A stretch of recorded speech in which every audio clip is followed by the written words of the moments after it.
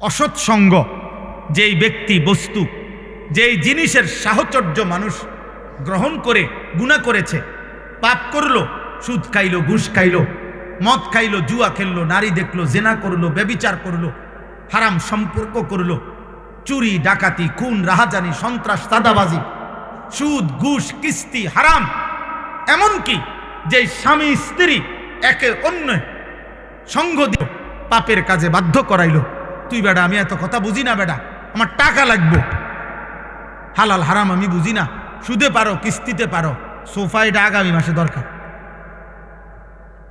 সোজা কথা, তুমি কেমনে আনবে তুমি বুঝো। তাহলে এই নাফরমানি স্ত্রী এই স্বামীকে হারামের উপরে বাধ্য করলো না? কথা বলে না কেন?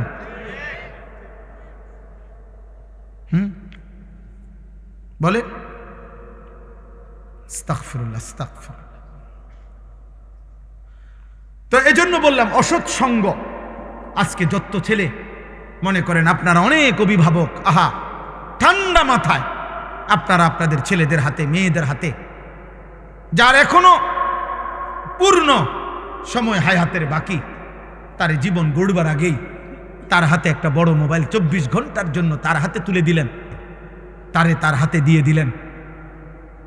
এবার ছেলেটা নিজের মতো করেই বেড়ে উঠতেছে, কি খায় কি ঘুমায় কি করে না করে। আহা 16 বছর বয়সে এত নারী দেখে ফেলছে, এত উলঙ্গ ছবি দেখে ফেলছে। 60 বছর 70 বছরের বুড়া চাচাও মনো এত মহিলা দেখে নেয়।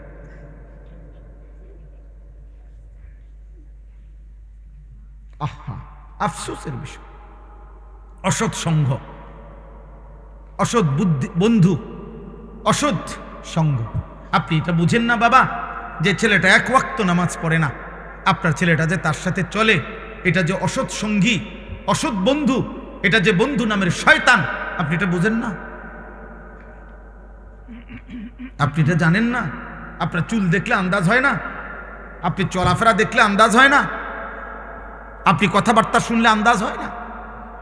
আজকে আফসোসের বিষয় হলো মুসলিম পরিবার, অভিভাবক মুসলমান তার পরিবারের প্রতি সচেতন, বর্তমান সময়ে অনেক সচেতন অভিভাবক, কিন্তু সচেতনতা হলো এই বাহ্যিক দুনিয়া, চাকচিক্যময় দুনিয়া, ঘর দালান বিল্ডিং ব্যাংক ব্যালেন্স উপার্জন চাকরি ব্যবসা টাকা পয়সা রোজগারের কোনো পদ্ধতি, এইটাকে সাজাইয়া দেওয়ার জন্য যে পরিমাণ যত্নবান, তার চাইতে হাজার পরিমাণ গাফেল ঈমান আমল আখিরাত আখলাক চরিত্র নামাজ সেজদা পরকাল এটার থেকে বঞ্চিত রাখা, এই ব্যাপারে গাফেল শতভাগ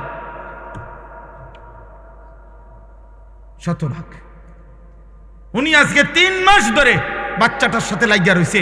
ছেলেটার এসএসসি পরীক্ষা, রাত 12টার আগে তারে ঘুমাইতে দেয় না, ভোর টাইম মতো তারে উঠাই দিতেছে, তার সামনে একবার হরলিক্স গুলা দেয়, তার সামনে একবার দুধ গরম করে দেয়, তার সামনে একবার ডিম সিদ্ধ করে দেয়, তার সামনে একবার বাচ্চা আব্বু তুমি পড়ো, আম্মু খাওয়াই দিতেছি নুডলস, আম্মু নুডলস খাওয়াই দিতেছে, আম্মু চা খাওয়াই দিতেছে, আম্মু মাথায় তেল ডলে দিতেছে, সব আব্বু তোমার পরীক্ষা, আব্বু তোমার পরীক্ষা, আব্বু ভালো রেজাল্ট করতে হবে, ভালো রেজাল্ট করতে হবে, ভালো রেজাল্ট করতে হবে। কিন্তু মুসলমানের বাবা মা একটা বারও বলে না 365 দিনে এই নাফরমান সন্তান 18 বছরের ছেলেটা একদিনও ফজরের নামাজ পড়লো না। হায় মা, তোর বিবেকের মধ্যে নামাজের কোনো গুরুত্ব নাই? আহা বাপ, তুই একবারও বললি না কেন তোমার ছেলে নামাজ পড়বে কখন? সন্তানের এসএসসি পরীক্ষার জন্য যদি এত যত্নবান হয়, তো সন্তানের আখিরাতের জন্য যত্নবান হবে কে? ওরে আখিরাত মনে করাবে কে? ওরে জাহান্নাম থেকে বাঁচাবে কে? ওরে আল্লাহ চিনাবে কে? এই জন্য দয়া করে প্রত্যেকেই এটা খেয়াল করেন, খেয়াল করেন। মন্দ সঙ্গী থেকে, মন্দ সঙ্গ থেকে, অসৎ সঙ্গ থেকে আপনি তাকে বাঁচান, নিজেও বাঁচেন, নিজেও বাঁচেন। যার কাছে গেলে, যেখানে বসলে, যার সংস্পর্শে গেলে, যেই বস্তু ব্যক্তি, যেই স্থান, যেই পরিবেশ, যেখানে গেলে গুনাহ হয়, অশ্লীলতা হয়, বেহায়াপনা হয়, অসভ্যতা হয়। আমরা কিতাবে পড়ছি, হেদায়েত কিতাবে, একজন ইমানদারের জন্য একটা অলিমা, মানে বিবাহের ছেলের বাড়িতে যেই বিবাহের পরে অনুষ্ঠান হয় এটারে বলা হয় ওলিমা, এটা সুন্নাত। রাসূলুল্লাহ সাল্লাল্লাহু আলাইহি সাল্লাম বলছেন ওলিমার দাওয়াত যে ফিরায় দেয়, প্রত্যাখ্যান করে, সে আমি রসুলকে প্রত্যাখ্যান করে। এত গুরুত্ব দিচ্ছেন এই দাওয়াতটার প্রতি, মানে এটা যাওয়া উচিত। কিন্তু সেই ক্ষেত্রেও ফুকাহায়ে কেরামের মাসআলা হলো, যদি কেউ জানে কোনো অলিমার অনুষ্ঠানে গান হবে, বাদ্য হবে, বেহায়াপনা হবে, কারাহিয়াতের মধ্যে আছে কিনা এটা বলে, সেখানে প্রকৃত বিবেকবান ইমানদার মুত্তাকি কোনো ব্যক্তির জন্য যাওয়া নিষেধ। সেখানে আপনি বুঝেন না? হ্যাঁ, হাইয়েস্ট একটার মধ্যে 14 জন বহাই দিছে, বেড়া বেড়ি, কোনার বেড়ি কোনার সাসি কার জেডি কার কিতারে বইয়া লাইছে, বইয়া লাও যে যেন্দে জায়গা পাও। 3টা রাখছি গাড়ি, হ্যাঁ গাড়ি 3টা আছে, যেন্দে যে যেমনে পাও বইয়া লাও। ওমা কার লগে কে বইয়া লাইল? আশ্চর্য কথা, আশ্চর্য কথা। আহা, নাচে গায়, ভিডিও করতেছে, ছবি উড়াইতেছে, বিয়া। এরপরেও সর্বশেষ সমস্ত নাফরমানি, মেয়ে পুরুষগুলো বেপর্দা একসাথে খাইতেছে, হাসতেছে, চিৎকার দিতেছে জোরে জোরে, ছেলে মেয়ে পুরুষ নারী এত জোরে হাসতেছে, অট্ট হাসি। আমি অনেক দিন বলছি, ঘরে একাকী জীবনে যার অশান্তি, ঘরে স্বামী স্ত্রী, ঘরে একাকী জীবনে যার কলিজার মধ্যে অশান্তি, বাইরে ইবলিস তার মুখ দিয়া অট্ট হাসি দেওয়া, ধোকা দেওয়ায়। আপনি খবর নেবেন ঘরে বালানা, এর লেগে হোটেলে জোরে কথা কয়, এর লেগে রোডে জোরে কথা কয়, এর লেগে মার্কেটে জোরে কথা কয়।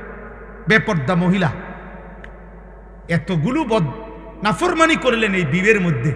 এরপরে সর্বশেষ এবার হুজুর রে, এই যে কি নাম, খলিল ভাই, ওনার দায়িত্ব দিচ্ছেন, এবারে দোয়া করে দেন, খাস করে দোয়া করে দেন, আল্লাহ যেন বরকত দেয়। এই যে এতক্ষণ নাচছে, যে আল্লাহ যেন বরকত দেয়, এরা যেন আরো নাচতে পারে। এই যে ছেলে পেলেগুলো ভিডিও করছে, হুজুর আপনি খাস দোয়া করে দেন, এরা যেন 24 ঘন্টা ভিডিও করতে পারে। এই মেয়েগুলোর পাউডার টাউডার যেন একটা সেকেন্ডের জন্য মুখ থেকে চলে না যায়, এরা যেন সারাদিন আঁশ দিয়ে থাকতে পারে। দোয়া করে দেন খাস করে। তো তা নাহলে কি দোয়া করতো? আপনি এতক্ষণ ধরে যা অসভ্যতা করছেন, তো এটার লেগে দোয়া করবে না? ছি ছি ছি ছি, মুসলমান কার সাথে কারে বানায় দিলেন? কার থেকে নিলেন এটা? কার থেকে এই অসভ্যতা নিলেন? আল্লাহ আমাদেরকে মাফ করে দেন। চলেন, আমার কথা শেষ। আমি এটাই বুঝাইতে চাইছি, আল্লাহ তাআলা এই আয়াতগুলোর মধ্যে এই কথাটা বলছে, কিয়ামতের দিন অসৎ সঙ্গীর কারণে প্রত্যেকটা পাপী, খোদার কসম, নিজের আঙ্গুলগুলো দাঁত দিয়া কামড়াইয়া ছিঁড়ে ফেলতে চাইবে আর আফসুস করবে, আফসুস করবে। মক্কার কাফের উকবা ইবনে আবি মুআইত, কাফের সর্দার, নবীজিকে একদিন দাওয়াত দিছিল আরো লোকদের সাথে তার বাড়িতে। নবীজি বলছে দাওয়াতে আইসা যে, চাচা আপনি যদি কালেমা না পড়েন আমি আপনার খাবার গ্রহণ করব না। উকবা ভাবলো যে মেহমান আমার মুহাম্মদ এখন না খেয়ে চলে গেলে আমার বেইজ্জতি হবে, মেহমান আমার বাড়ির থেকে না খেয়ে চলে গেছে। এই জন্য সে নিরুপায় হয়ে আল্লাহ নবীর সামনে কালেমা পড়ছে। এই উকবা নামের এই কাফের সর্দার মক্কার, যখন নবীজি খানা গ্রহণ করে চলে গেছে, এই উকবার বন্ধু উবাই ইবনে খালফ, এই বেঈমান আরেকটা বন্ধু, এই বন্ধু নামের এই বেঈমান ওর হাতে চাইপা ধইরা উকবাকে বলছে, দোস্ত তোর সাথে আজ আমাদের এতদিনের বন্ধুত্ব, তুমি এটা কি করলা? তুমি আমাদের সামনে মুহাম্মদের কালেমা পড়লা। তখন এই উকবা বলতেছে, বন্ধু এখনো আমি তোদের বন্ধু, কিন্তু আমার বাড়ির থেকে মেহমান না খেয়ে চলে যাবে, এই লজ্জায় আমি কালেমা পড়ছি, ইচ্ছা করে পড়ি না। নাউজুবিল্লাহ। উবাই ইবনে খালফ বলল, যুবক ভাই শোনো, বন্ধু কি করে শোনো। এই উবাই ইবনে খালফ, এই বন্ধু, এই বেঈমান উকবা ইবনে আবি মুআইতকে বলল, তুমি যদি বন্ধুত্ব রাখতে হয় তো এখন গিয়ে মুহাম্মদ যেই অবস্থায় আছে ওই অবস্থায় আহা তার মুখ বরাবর, কপাল বরাবর থুতু মাইরা মুহাম্মদের কালেমা মুহাম্মদের ফেরত দিবে। এই বেঈমান সত্যি সত্যি, তাফসীরের মধ্যে আছে, সত্যি সত্যি কাবা ঘরের সামনে গিয়া দেখছে নবীজি সেজদা দিয়ে আছে, এই অবস্থায় গিয়ে নবীজির কপাল বরাবর থুতু মাইরা বলছে, মুহাম্মদ তোর কালেমা তোরে ফেরত দিল। আল্লাহ বললেন, হায় কি করল, আহা কি করল, বন্ধু কত বড় ক্ষতি করল। এই লোকটা তো যেমনিই হোক ইচ্ছায় অনিচ্ছায় কালেমা তো পড়ে ফেলছিল, কিন্তু বন্ধু তো শেষ করে দিল। এই একটা উদাহরণ বলি। দ্বিতীয় উদাহরণ বুখারীর রওয়ায়াত, হযরত সাঈদ ইবনুল মুসাইয়াব থেকে বর্ণিত। রাসূলুল্লাহ সাল্লাল্লাহু আলাইহি সাল্লাম যখন ওনার চাচা আবু তালেবকে ইন্তেকালের সময় কালেমার কথা বারবার বলতেছিলেন, 38 বছরের মহব্বতের অভিভাবকত্ব করছে নবীজির, 12 বছর থেকে 50 বছর। এই চাচাকে আল্লাহর নবী বারবার বলতেছিলেন, চাচা আপনাকে আমি শেষবারের মতো বলতেছি, কুল লা ইলাহা ইল্লাল্লাহ কালিমাতান আশহাদু লাকা বিহা ইনদাল্লাহ। একবার কালেমাটা পড়েন, আমি আপনার জন্য আল্লাহর কাছে এই কালেমা নিয়ে সাক্ষ্য দেব। নবীজি এ কথা বলতেছিলেন, ঠিক ওইখানেও আছে। তার বাম পাশে আবু তালেবের পাশে তখন তার 2 জন বন্ধু বসা ছিল। এই 2 বন্ধুর একজন হলো উমাইয়া ইবনে খালফ, আরেকজন হলো আবু জাহেল। এই বন্ধু নামের এই 2 বেঈমান বারবার আবু তালেবকে বলতেছিল, আবু তালেব আতারগাবু আম মিল্লাতে আব্দুল মুত্তালিব, তোর বাপ দাদার ধর্ম ত্যাগ করে বন্ধুত্বের মুখে চুনকালি দিয়ে এই মৃত্যুর মুহূর্তে দোস্ত আমগরে বেইজ্জতি করিস না, মুহাম্মদের কালেমা পড়িস না। এই কথা হাদিসে আছে। ফালাম ইয়াজাল রাসূলুল্লাহ সাল্লাল্লাহু আলাইহি ওয়াসাল্লাম ইয়ারিজুহা আলাইহি ওয়া ইউঈদুহু তিলকাল মাকালা। নবীজি বারবার বারবার কালেমা বলতেছিলেন, আর ওই বন্ধু নামের এই শয়তান বারবার বলতেছে, দোস্ত বেইজ্জতি করিস না, বেইজ্জতি করিস না, অপমান করিস না। হাত্তা মাতা, এরই মধ্যে কালেমা না পড়েই আবু তালেবের মৃত্যু হয়ে গেছে। আহা, এই বন্ধু কালেমা পড়তে দেয় না। অসংখ্য যুবক তোমাদের, অসংখ্য পরিবারের বাবার ছোটবেলার স্বপ্ন বন্ধু নামের কোনো দুষ্ট নষ্ট করে দেয়।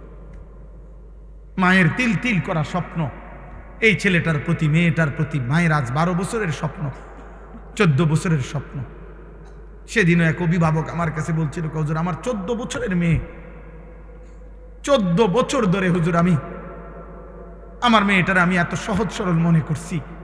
14 বছর যখন আমার মেয়ের বয়স, তখনও আমি মেয়েটাকে সাথে নিয়েই, আমার স্বামী স্ত্রী আমরা একসাথেই ঘুমাইতাম। আমি মনে করতাম আমার মেয়েটা এত আদরের, মনে করতাম যে এখনো ছোট্ট।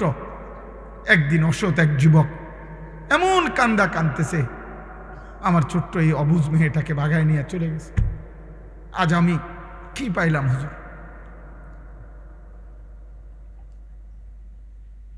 আজ আমি কি পাইলাম। আহা, এই জন্য ছেলেরা বাবা আফসুস করতে হবে, আফসুস। এই শুনেন, এবার তর্জমা শুনেন। ওয়ায়াউমা তাশাক্কাকুস সামাউ বিল গামাম, আল্লাহ তাআলা বলেন হাসরের দিন মাথার উপরে আসমান মেঘে ঢেকে যাবে। একবার তো ইসরাফিল ফু দিলে আসমান ভেঙে যাবে, জমিন আসমান সব। আবার ফু দিলে হাসরের মাঠ কায়েম হবে যখন, তখন আসমানও আবার হবে, জমিনও আবার হবে হাসরের মাঠে পুনরায়। এই তখন আসমানটা আল্লাহ তাআলা বলছেন বিল গামাম, মেঘে ঢেকে যাবে।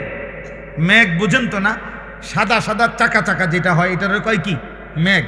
আর ওটার থেকে যেটা ঝরে পড়ে ওটারে কি কয়? বৃষ্টি। তো এই মেঘে হাসরের ময়দানে আল্লাহ বলেন আসমানটা ঢেকে যাবে। অনুজ্জিলাল মালাইকাতু তানজিলা, কোটি কোটি ফেরেশতা এই মেঘের আবরণ ভেদ করে হাসরের ময়দানে নেমে আসবে।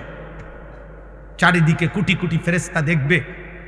তাফসীরের মধ্যে আছে এর মধ্যে কোটি কোটি ফেরেশতা এমন হবে, বান্দা তখন দেখবে, মানুষ দেখবে তার হাতে, ওই ফেরেশতাদের হাতে আমলনামা, ওই ব্যক্তির নাম ঠিকানা তো দেখা যায়, ওই যে ওনার হাতে দেখা যাইতেছে আনিসুর রহমান, ব্যক্তি তার আমলনামাগুলো দেখবে।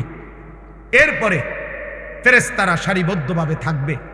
আল মুলকু ইয়াউমা ইযিনিল হাক্কু লির রহমান, আল্লাহ তাআলা বলেন সেদিন প্রকৃত সত্য মালিকানা, সিদ্ধান্ত, ফয়সালা, একক ক্ষমতা রহমান আল্লাহর জন্যই কেবল হবে। সেদিন আর কারো কোনো ক্ষমতা থাকবে না। ওয়াকানা ইয়াওমান আলাল কাফিরিনা আসীরা। আর আল্লাহ বলে সেই দিনটি সমস্ত কাফের, বেঈমান, মুশরিক, নাফরমান, পাপীদের জন্য বড়ই কঠিন হবে, বড়ই কঠিন হবে। দোস্ত, অন্য আয়াতে আছে আল্লাহ বলছে ওয়াজিআ ইয়াওমাইদিন বিজাহান্নাম। সেদিন হাসরের ময়দানে জাহান্নামকে ফেরেশতারা ৭০,০০০ আগুনের শেকল দিয়ে বেঁধে টেনে নিয়ে আসবে। এইটা মনে করেন এই যে কি কয় সাউন্ড বক্স, এইটা যেমন আমরা এখন সবাই দেখতেছি, সেদিন এরকম প্রকাশ্যে প্রত্যেকে তার চোখে জাহান্নামকে দেখবে হাসরের মাঠে। ওয়াজাআ রাব্বুক, আল্লাহ বলেন বন্ধু আপনার রব আল্লাহ তিনি হাসরের ময়দানে কুদরতি ভাবে উপস্থিত হবেন।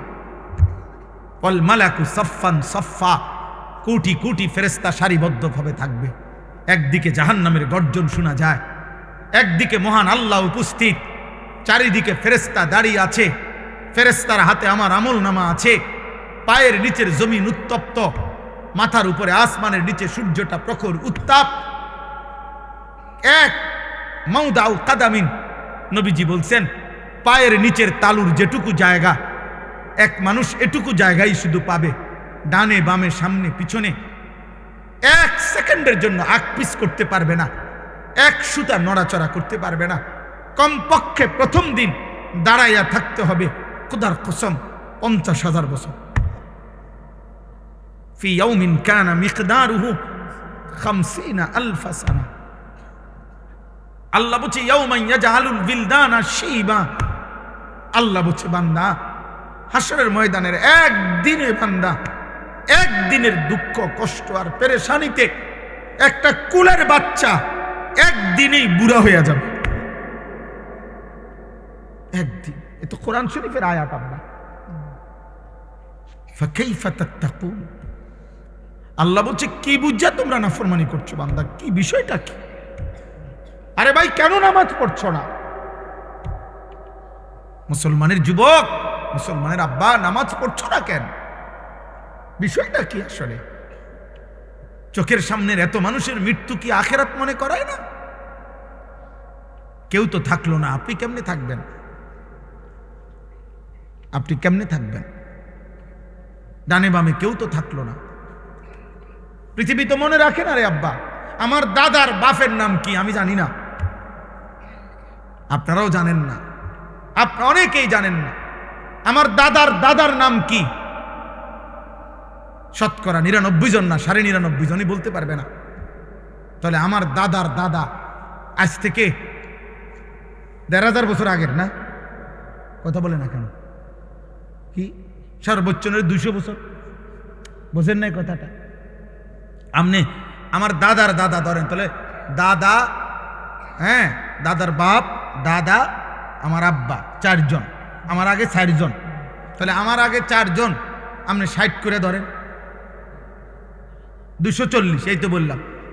তাহলে ২-২৫০ বছর আগের মানুষ, কই আমরা যে তার নাম জানি না?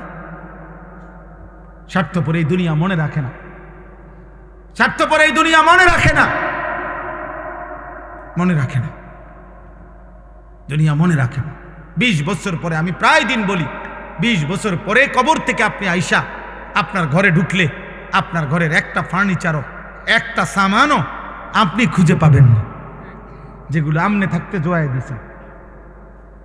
আল্লাহ বলেন বান্দা সেদিনটা বড় কঠিন হবে, সেদিন হাসরের দিন বড় কঠিন হবে নাফরমানের জন্য।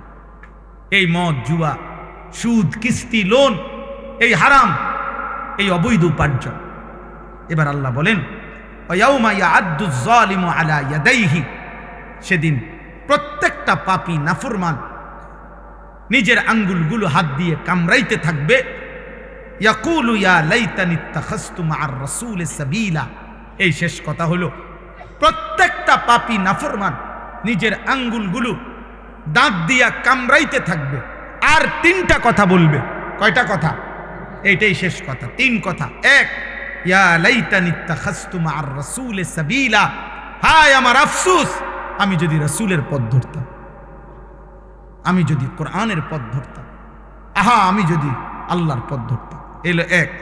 দুই, ইয়া ওয়াইলাতা লাইতানি লাম আত্তাখিজ ফুলানান খলিলা। হায়, যে যার কারণে গুনাহ করেছে, মদ খাইছে, জুয়া খেলছে, নারী দেখছে, ছবি দেখছে, উলঙ্গ দৃশ্য দেখছে, সুদ খাইছে, কিস্তি নিছে, হালাল হারামের পার্থক্য করে নাই, যে যার সঙ্গ নিয়া, যে যার বন্ধুত্ব নিয়ে, খোদার কসম সে আফসোস করবে আর বলবে, হায় আমি যদি তাকে বন্ধু না বানাইতাম। আহা কি করল। তিন নাম্বার, লাকাদ আদাল্লানি আনি যিকরি বাদা ইজ জাআনি। তিন নম্বরে সে বলবে, হায় আমার কাছে তো হেদায়েতের উপকরণ এসেছিল, কিন্তু বন্ধু নামের ওই দুষ্ট আমার সঙ্গী আমারে আল্লাহর পথ থেকে গুমরাহ করে দিল। আমাগো এলাকায় তো আজান হইতো, কিন্তু আমি যে একটা পোলার লগে চলতাম, ওই আমার টাইনে ধরে রাখত। আমাগো গ্রামে তো, আমাগো মহল্লাতে তো মাদ্রাসা ছিল, আমাগো ঘরে তো আল্লাহর কোরআন দেখছিলাম আসিল, আমাগো এলাকাতে তো দাড়ি টুপিওয়ালা নামাজি মানুষ ছিল, আমাদের বংশে তো হাফেজে কোরআন ছিল। আহা আমি কি করলাম। আমার কাছে তো চারদিকে আল্লাহকে মানার মতো উপকরণ ছিল। আমাগো মহল্লায় তো হুজুররা ওয়াজে বলছিল, আমাগো মসজিদের ইমাম সাহেব তো প্রত্যেক জুমার নামাজে কিছু না কিছু বলতো। এই সব কিছু তো ছিল, আসছিল আমার কাছে, কিন্তু আদাল্লানি আমার সঙ্গী, আমার বন্ধু, আমার সঙ্গ আমারে গুমরাহ করে দিল। ওয়াকানা শাইতানু লিল ইনসানি খাজুলা। এই শেষ কথাটা শুনেন, আল্লাহ বলেন সেদিন বন্ধু শয়তান, ইবলিস অথবা দুনিয়ার বন্ধু, তাফসীরের মধ্যে আছে প্রত্যেক যেই ব্যক্তি মানুষকে আল্লাহর পথ থেকে সরিয়ে দেয়, তাফসীরে স্পষ্ট আমি নিজে পড়ছি, ওই ব্যক্তিকেও রূপক অর্থে শয়তান বলা হয়। ওইটাও শয়তান, বন্ধু নামের শয়তান, মানুষ শয়তান। একটা হলো জিন শয়তান, একটা হলো কি শয়তান, মানুষ শয়তান। হ্যাঁ, নবীন শায়াতিন আল ইনসি ওয়াল জিন ইউহি বা'দুহুম ইলা বা'দিন যুখরুফাল কওলি গুরুরা। আল্লাহ বলছেন কোরআনে মানুষ শয়তান, জিন শয়তান। তো আল্লাহ বলেন এই দুনিয়াতে মানুষের আকৃতিতে যেই বন্ধু ছিল, অথবা ইবলিস শয়তান যেটা বন্ধু মনে করছিলা, যার কারণে তুমি গুনাহ করলা, কিয়ামতের দিন এই বিপদের মুহূর্তে খাজুলা সে তার থেকে সরে যাবে, কেটে যাবে, কেটে যাবে, সে তাকে সঙ্গী হিসাবে পাবে না। এখানে কোরআন শরীফের ভিন্ন জায়গায় সূরা হাশরে আছে, প্রত্যেক ব্যক্তি যখন পাপ করে, পাপ করার আগ মুহূর্ত পর্যন্ত শয়তান ইবলিস তাকে পাপের জন্য প্ররোচনা দেয়, ওয়াসওয়াসা দেয়। যখনই সে পাপ শুরু করে, মদ খাইতে শুরু করে, জুয়া খেলতে শুরু করে, উলঙ্গ ছবি দেখতে শুরু করে, সুদের টাকা যখন হাতে নেয়, ঘুষের টাকা যখন হাতে নেয়, নারী যখন বেপর্দা হয়, আল্লাহর কসম আল্লাহ কোরআনে বলছে ফালাম্মা কাফারা ক্বালা ইন্নী বারীউম মিনকা ইন্নী আখাফুল্লাহ রব্বাল আলামিন। তখন তৎক্ষণাৎ শয়তান ওই নাফরমান থেকে সরে যায়, আর সরে গিয়া দূরে গিয়া বলে আমি তোর থেকে মুক্ত, আমি আল্লাহরে ভয় করি, কারণ আমার বিশ্বাস এখন আল্লাহর আযাব আসতে পারে, আর আল্লাহর আযাব আসলে আমিও শেষ হয়ে যাবো তোর লগে থাকলে, কাজে তুই মর আমি নাই। হ্যাঁ বলতেছি, এটাও শয়তান বলে, শয়তান যে আমি আল্লাহরে ভয় করি। চিন্তা করছেন তুই কেমন বাটপার, তুই কথাটা আগে কইলি না, সিটার তুই আগে কইতি, আমি তুই যে আল্লাহরে ভয় করস, আমার আগে কথাটা পরিষ্কার করলে না, আমারে বাট মধ্যে লাগাই দিলা, এখন দিয়ে নাই। এরপরে সূরা আনফালের মধ্যে আছে, এটাও কোরআনের আয়াত, সূরা আনফালের মধ্যে আছে বদরের যুদ্ধের দিন। শুনেন, বদরের যুদ্ধের দিন কাফের ছিল 1000, কত মুসলমান ছিল কত, 313 জন। 313 জন মুসলমান সাহাবীদের সাথে অস্ত্র বলতে কিছুই ছিল না, 8টি তলোয়ার, 2টা ঘোড়া, তাইলে এটা তো কিছুই না। তো ইবলিস শয়তান বুড়া মানুষের আকৃতি ধইরা এই কাফেরদের কাছে আসছে, আয়েশা বলতেছে যে আমি তোমাদের হিতাকাঙ্ক্ষী, আন্তরিক মানুষ, আমি মুসলমানদের পুরো এরিয়াটা হাইটে আসছি, মানুষ দেখে আমার কিছু কইছে না তারা। হ্যাঁ, আমি দেখে আসছি তাদের কাছে মাত্র 8টা তরবারি আছে, 2টা, আরে 8টা ঘোড়া আছে, 2টা তরবারি আছে, আর কিচ্ছু নাই। এমনি আসছে আসতে আসতে হুদাই 313 জন এমনি আইয়ালাইছে, কিচ্ছু নাই। তোমরা শুধু যুদ্ধটা শুরু করো, তোমাদের 1000 লোক অস্ত্র শস্ত্র সব রেডি, তোমরা শুধু যুদ্ধ শুরু করলেই ইন্নী জারুন লাকুম, আমি তোমাদের সাথে আছি, দেখবা শুরু থেকে শেষ আমি মুরব্বীর সাথে পাইবা। তোমরা শুধু লড়াই করো, প্রথম আঘাতেই দেখবা মুসলমানরা ভাগ্যা গেছে।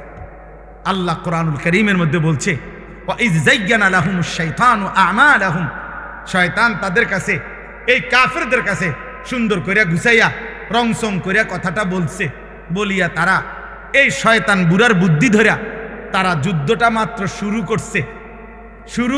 আরে যখন মুসলমান 313 জন এবার উল্টা ফিডা শুরু করছে, আক্রমণ পাল্টা। কোরআন শরীফ আছে নাকাসা আলা আকিবাই, এই বুড়া বেঈমান শয়তান তৎক্ষণাৎ ময়দান থেকে সরে গেছে। হ্যাঁ, সাইডে চলে আসছে, এদিকে গেছে গা। হ্যাঁ, নাকাসা আলা আকিবাই, সরে গেছে সে। এখন সরে গিয়েই বলতেছে ইন্নী বারিউম মিনকুম, আমি তোমাদের থেকে মুক্ত। ইন্নী আখাফুল্লাহ, আমি আল্লাহরে ভয় করি। ইন্নী আরা মা লা তারাউন, আরে ভয় করি আমি এই দুঃখে না রে, ফেরেশতা অনবরত নামতেছে, আমি দেখতেছি, তোরা দেখোস না। আজকে শেষ। তারা খোঁজে বুড়া মিয়া কো, বুড়া মিয়া তো নাই, বুড়া মিয়া তো সাইডে। নাউযুবিল্লাহ। এই জন্য দোস্ত, এটা জরুরি কথা। ওয়াকানা শাইতানু লিল ইনসানি খাজুলা, আল্লাহ বলে প্রত্যেক নাফরমান পাপের মুহূর্তে, বিপদের মুহূর্তে, এমনকি হাসরের ময়দানেও কোন বন্ধু কিংবা ইবলিস কিংবা বন্ধু নামের শয়তান কাউকে সে পাবে না, সবাই তার থেকে দূরে সরে পারবে। এবার তার বিপরীতে আলহামদুলিল্লাহ এই শেষ কথা হইল, ইমানের বন্ধু যারা, আমলের বন্ধু যারা, যারা তাকওয়ার বন্ধু ছিল, আল্লাহ কোরআনে বলছে আল আখিল্লাউ ইয়াউমাইদিন বা'দুহুম লিবা'দিন আদুউন ইল্লাল মুত্তাকিন। আল্লাহ বলছে দুনিয়ার অন্য যেই কোনো পারপাসে যাদের মধ্যে বন্ধুত্ব ছিল, তারা কিয়ামতের দিন একে অপরের শত্রু হবে। একমাত্র মুত্তাকি, যারা একে অপরকে গুনাহ থেকে বাঁচাইছে, একে অপরকে আল্লাহর দিকে দাওয়াত দিছে, একে অপরকে আল্লাহর ইবাদত বন্দিগির কথা মনে করাইছে, সেটা স্বামী স্ত্রী হোক, সেটা সহপাঠী হোক, সেটা সহমকর্মী হোক, সেটা দাওয়াত ও তাবলীগের সাথী হোক, সেটা ওলামায়ে কেরাম হোক, সেটা আপনার মসজিদের ইমাম হোক, যে যাকে আল্লাহর থেকে ফিরাইবার চেষ্টা করছে, এই বন্ধুত্ব, এই সম্পর্ক, আল্লাহর কসম আল্লাহ বলেন এটা কিয়ামতের দিন পুরাপুরি এদের মধ্যে বন্ধুত্ব থেকেই যাবে, এই বন্ধুত্ব থাকবেই থাকবে। ইয়া ইবাদি লা খাউফুন আলাইকুমুল ইয়াওমা ওয়ালা আনতুম তাহজানুন। আর আল্লাহ সেদিন বলবে, হে ঈমান আমলের বন্ধুগণ, হে নেক কাজের বন্ধুত্ব স্থাপনকারী বান্দারা, আজ তোমাদের কোনো ভয় নাই, চিন্তা নাই। উদখুলুল জান্নাতা আনতুম ওয়া আজওয়াজুকুম তুহবারুন, তোমরা তোমাদের বন্ধুদেরকে সাথী করে আমার জান্নাতে ঢুকে পড়ো। সুবহানাল্লাহ। অতএব আমার এতটুকুই কথা। আজকের এই নিশ্চিন্তপুর মৈশানবাড়ি 3 নং গেট জামে মসজিদের এই মাহফিলে যে কয়জন আল্লাহর বান্দা বসছেন, আপনাদের কাছে অনুরোধ, আপনারা অসৎ সঙ্গ ত্যাগ করেন। মোবাইল যদি আপনার গুনার মধ্যে লিপ্ত করায়, আপনি এটা ছাড়েন। যে বন্ধু, যে সঙ্গী, যে সমপাঠী, যেই সহকর্মী, যেই সহযোদ্ধা, যেই হোক আপনাকে আল্লাহ ভুলায় আখিরাতের কথা মনে করায় না, তার থেকে সরেন। আল মারউ আলা দীনি খলিলিহি ফালিয়ানজুর আহাদুকুম মান ইউখালিলু, ব্যক্তি তার বন্ধুর গুণে প্রভাবিত হয়। অতএব আল্লাহর নবী বলেন, লক্ষ্য রেখো কাকে বন্ধু বানাচ্ছ। আজকে যদি অভিভাবক, মুসলিম অভিভাবকরা এতটুকু ভাবতো, সন্তান আরো সুন্দর হইতো। অনেক অভিভাবক এটা বোঝে না। আরে ভাইয়া, আখলাক চরিত্র ছাড়া, নামাজ ছাড়া, সেজদা ছাড়া, হালাল হারাম ছাড়া ব্যক্তি, কোনো সন্তান মানুষ হয় না, ইকোনমিক্যাল অ্যানিমেল হয়, উপার্জনকারী প্রাণী হয়, মানুষ হয় না। সে উপার্জন শিখে কিন্তু ইনসান হয় না। ইনসান হয় সেজদা দিলে, মানুষ হয় আল্লাহর গোলামি করলে, মানুষ হয় হালাল হারামের পার্থক্য থাকলে, মানুষ হয় যার আখলাক চরিত্র আখিরাতমুখী হয়, সে মানুষ। আল্লাহ আমাদের সবাইকে, আমাদের স্ত্রী সন্তান পরিজন, আমাদের নিজের জীবন ঈমান আমলের সঙ্গী উত্তম মানুষের সাহচর্য দান করে আখিরাত যেন কামিয়াব হয়, কবুল করেন আল্লাহ। অহংকার করো না বান্দা, আল্লাহ অহংকারীকে পছন্দ করেন। ওয়ালা তামশি ফিল আরদি মারাহা, জমিনে অহংকার গর্ব করে চলো না। ইন্নাকা লান তাখরিকাল আরদা ওয়া লান তাবলুগাল জিবালা তুলা, আল্লাহ বলে বান্দা বড়াই করো না, যত বড় গর্বই করো না কেন, অহংকার করে তুমি পায়ের তালু দিয়ে কিংবা বুট জুতার শক্ত জুতা দিয়েও তো এই জমিন ফাটাইতে পারতা না, আর মাথা উঁচা করে ঘাট লম্বা করে তো পাহাড়ের সমান উচ্চতায় পৌঁছতে পারতাম। অহংকার করো কেন? এক বুজুর্গ এক যুবককে আল্লাহর পথে চলতে বলছিলেন, আর ওই যুবক বলছিল, আপনি চিনেন আমি কে? হাল তারিফুনি, আপনি চিনেন আমাকে, আমি কে? কথা বলে। তখন ওই আল্লাহর প্রিয় বান্দা বলছে, হ্যাঁ যুবক, আমি তোকে চিনি, আমি তোর পরিচয় বলতেছি, শোন। আউয়ালুকা নুতফাতুন কাযিরা, তোর শুরু হলো দুর্গন্ধময়, বিশ্রী দুর্গন্ধময় নাপাক এক ফোঁটা বীর্য। ওয়া আখিরুকা মাইতাতুন গালিযা, আর তোর শেষ পচা লাশ।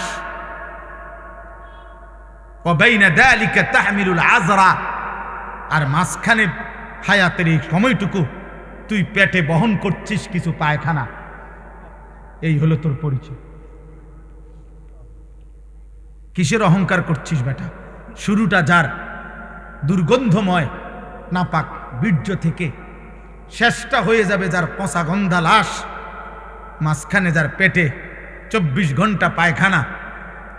আল্লাহ তাআলা যদি কুদরতি ভাবে ডেকে না রাখতেন, এক জাররা ছিদ্র করে দিতেন, তো তোর নাপাক দুর্গন্ধে তোর গোটা দেশ সমাজ মহল্লা দুর্গন্ধ হয়ে যেত। তো বড়াই করছো কেন? কিসের বড়াই করছেন? আল্লাহ আমাদেরকে বুঝ দান করে। প্রিয় ভাই, প্রিয় নওজোয়ান, পর্দার আড়ালের মা বোন, বয়স্ক বাবা, প্রত্যেকের এটা উচিত, আমাদের এটা ভাবা, আমাদের এটা ফিকির করা, কে আমি, কোত্থেকে আসলাম, আমাকে কে পাঠাইলেন, কেন পাঠাইলেন। আত্ম উপলব্ধি, আমি এই কথাটাই শুরু করছিলাম যে আল্লাহ তাআলা কোরআনুল কারীমের মধ্যে বারবার বলছে, বান্দা আমি চাচ্ছিলাম তুমি উপদেশ গ্রহণ করবে।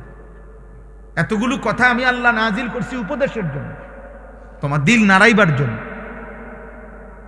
তোমার কলিজা যেন নড়ে, বিবেক যেন নড়ে। আমি আল্লাহ এটা চেয়েছিলাম, লাআল্লাকুম তাযাক্কারুন, লাআল্লাহুম ইয়াতাফাক্কারুন, বান্দা যেন ভাবে। ইন্না ফি যালিকা লাযিকরা, আল্লাহ বলেন আমার এই কোরআনের মধ্যে রয়েছে উপদেশ। লাকাদ কানা ফি কাসাসিহিম ইবরা, আল্লাহ বলে পূর্ববর্তী জাতির ঘটনাগুলোর মধ্যে রয়েছে উপদেশ। ইন্নামা ইয়াতাযাক্কারু উলুল আলবাব, আল্লাহ বলেন আমার এই কোরআন থেকে প্রত্যেক বিবেকবান, যার বিবেক আছে, সে নিশ্চিত এই কোরআন থেকে উপদেশ গ্রহণ করবেই করবে। এজন্য কোরআন যার প্রিয় নয়, কোরআন যা যে ধরতেও পারে না, কোরআন যে ছুঁইতেও পারে না, কোরআনুল কারীম যে দেখে দেখেও পড়তে পারে না, কোরআনুল কারীম থেকে যে জীবনের জন্য সবক নেয় না, কোরআনুল কারীম থেকে যে যেন জীবনের পাথেও নেয় না, আরেন বেটা তুমি কোনো আলোই খুঁজে পাও নাই, তুমি কোনো জ্ঞানের সন্ধানই পাও নাই। বাকি যেটুকু পড়ালেখার বই তোমারে ধরাইয়া দিছে, এই কয়টা বাতের লাগিয়া এত বই পড়তে হয় না। তোমারে আলো থেকে বঞ্চিত করে দিছে। খোদার কসম, আল্লাহ কোরআন স্পষ্ট বলছেন, কিতাবুন আনজালনাহু ইলাইকা, নবী আমি এই কিতাব আপনার উপরে নাজিল করেছি, লিতুখরিজান নাসা মিনাজ জুলুমাতি ইলান নূর, পৃথিবীর সমস্ত অন্ধকার থেকে আমি আল্লাহ চেয়েছি এই কোরআনের মাধ্যমে প্রতিটা মানুষকে ইলা নূর, আলোর দিকে নিয়ে আসতে। এ তো আল্লাহর কথা। কোরআন ছাড়া আর কোথাও আলো নাই। ফামান লাম ইয়াজআলিল্লাহু লাহু নূরান ফামা লাহু মিন নূর। আল্লাহ বলেন আমি আল্লাহ থেকে যে আলো পেল না, ফামা লাহু মিন নূর, জগতের আর কোথাও তার জন্য আলো নেই, আলো নাই। আল্লাহ তাআলা বলছে সমস্ত নাফরমান আল্লাহ ভোলা, আমি আল্লাহ থেকে বঞ্চিত জীবন, কোরআন থেকে বঞ্চিত জীবনের যা কাজ, যে যা করছে সবটা হচ্ছে কাসারাবিম বিকিয়া, ওই মরিচিকার মতো, যেই মরিচিকা দূর থেকে তাকাইলে পিচ ডালা রাস্তায় প্রখর রৌদ্রের মধ্যে যদি দূর থেকে তাকায় মনে হয় ও ওইখানে পানি থই থই করছে, কিন্তু দৌড়াইয়া যখন কাছে যায়, হাত্তা ইজা জাআহু লাম ইয়াজিদহু শাইআ, কাছে গিয়ে দেখে পানি বলতে কিছুই নাই, ধোঁকা, মরিচিকা। আল্লাহ বলেন আমাকে বাদ দিয়ে, আমার কালামকে বাদ দিয়ে, খোদার কসম বাকি সব মরিচিকা, ধোঁকা ধোঁকা ধোঁকা বেটা, ধোঁকা বেটা। কোরআন বাদ দিয়ে যা কিছু অর্জন করলা ধোঁকা। কাসারাবিম বিকিয়া। আরো বলি, আল্লাহ বলছে কারামাদিন ইশতাদ্দাত বিহির রিহু ফি ইয়াউমিন আসিফ। আল্লাহ বলেন আমাকে বাদ দিয়ে, আমার কালাম, আমার বন্ধুর সুন্নাহ, এটাকে বাদ দিয়ে যে যা গ্রহণ করলো, যে যত নাফরমানি করলো, আহা, আল্লাহ বলে সে যেন তার অর্জনটা কেমন, ওই ছাইয়ের স্তূপের মতো। ছাই বুঝেন তো না, লাকড়ির চুলার জ্বালাইবার পরে যে ছাই হয়, এই ছাই, ওই ছাইয়ের স্তূপ, যেটা বাতাসের মুখে স্তূপ দিছিল, একটু পরেই প্রচন্ড ঝড়ো বাতাস, দ্রুত গতিতে বাতাস এসে তার এই সাজানো স্তূপ ছাইয়ের পলকের মধ্যে উড়াইয়া কোথা থেকে কোথায় হারায় দিল, নিশ্চিহ্ন করে দিল। আল্লাহর কসম, আল্লাহ বলছেন আমাকে বাদ দিয়ে জীবনের যত আয়োজন সব ওই ছাইয়ের স্তূপের মতো দ্রুত গতির বাতাস এসে যা উড়িয়ে নিয়ে গেল। একদিন দেখবে কিছুই নাই, একদিন দেখে কিছুই নাই। আরো শোনেন, আল্লাহ কোরআনে বলছে আমি আল্লাহকে বাদ দিয়ে যে যা গ্রহণ করলো, সে যেন ওই মাকড়সার মতো, যে মাকড়সা একটা ঘর বানাইলো, অথচ তোমরা মানুষ জানোই এই পৃথিবীর সবচেয়ে দুর্বল ঘর মাকড়সার ঘর। 6 মাসের বাচ্চাও যেটা টান দিলে ভেঙে যায়। মায়ের হাতের ফুলের ঝাড়ু, বোনের হাতের ফুলের ঝাড়ু যে মাকড়সার ঘর ভেঙে ফেলে। আল্লাহ বলেন আমাকে বাদ দিয়ে সব আয়োজন মাকড়সার ঘরের মতো। মাসালুল্লাযীনা ইত্তাখাযু মিন দুনিল্লাহি আউলিয়া কামাসালিল আনকাবুত ইত্তাখাযাত বাইতান ওয়া ইন্না আওহানাল বুয়ুত লাবাইতুল আনকাবুত। আল্লাহ বলেন আমাকে বাদ দিয়ে যে যা ধরলো, সে যেন ওই মাকড়সার মতো, যে মাকড়সা একটা ঘর বানালো।